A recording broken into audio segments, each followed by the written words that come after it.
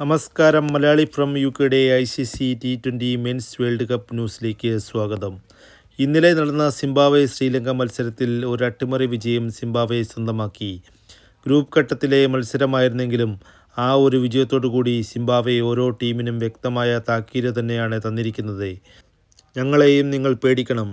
Grand ഫ്ലവറും anti ഫ്ലവറും ഒളോങ്കയും ഒക്കെ ഉണ്ടായിരുന്ന ആ ഒരു ടീം സിംബാബ്വെയുടെ എക്കാലത്തെയും നല്ലൊരു ടീമായിരുന്നു.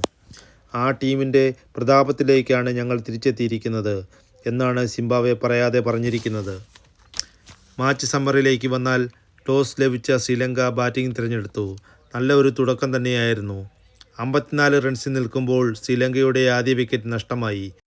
22 റൺസെടുത്ത പെരേരയെ മുസ റബാനി പറഞ്ഞയച്ചു. 62 റൺസിൽ നിസംഗയെ പറഞ്ഞയക്കുമ്പോൾ ശ്രീലങ്കൻ റൺസ് 100-ന് 2 എന്ന നിലയിലായിരുന്നു. അതിനുശേഷം ശ്രീലങ്കയെ ഒരു ഭേദപ്പെട്ട സ്കോറിലേക്ക് എത്തിച്ചത് പവൻ രത്നായക് 25 ബോളിൽ നേടിയ 44 റൺസ് കൊണ്ട് മാത്രമാണ്.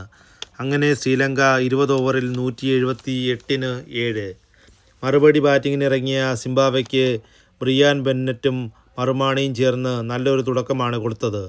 69 റൺസിൽ നിൽക്കുമ്പോഴാണ് 34 റൺസെടുത്ത മറുമാണിയുടെ വിക്കറ്റ് നഷ്ടമാകുന്നത്. 98 റൺസിൽ നിൽക്കുമ്പോഴാണ് സിംബാബ്വെയുടെ രണ്ടാം വിക്കറ്റ് നഷ്ടമാകുന്നത്. പകരം ക്രീസിലെത്തിയ റാസയും ബ്രിയാൻ ബെന്നറ്റും ചേർന്ന് 69 റൺസിൻ്റെ പാർട്ണർഷിപ്പാണ് പടുത്തുയർത്തിയത്. അപ്പോഴേക്കും മത്സരം ശ്രീലങ്കയുടെ കയ്യിൽ നിന്നും വഴുതിപ്പോയിരുന്നു. അങ്ങനെ 4 വിക്കറ്റ് നഷ്ടത്തിൽ സിംബാബ്വെക്ക് സമ്പൂർണ്ണ ജയം. അങ്ങനെ സിംബാബ്വെ പഴയ പ്രതാപത്തോടെ തിരിച്ചു വന്നിരിക്കുന്നു. ഇനി തീപാറുന്ന സൂപ്പർ 8 മത്സരത്തിനായി കാത്തിരിക്കാം. അടുത്ത ന്യൂസ് അപ്ഡേറ്റുമായി കാണുന്നതുവരെ മലയാളി ഫ്രം UK.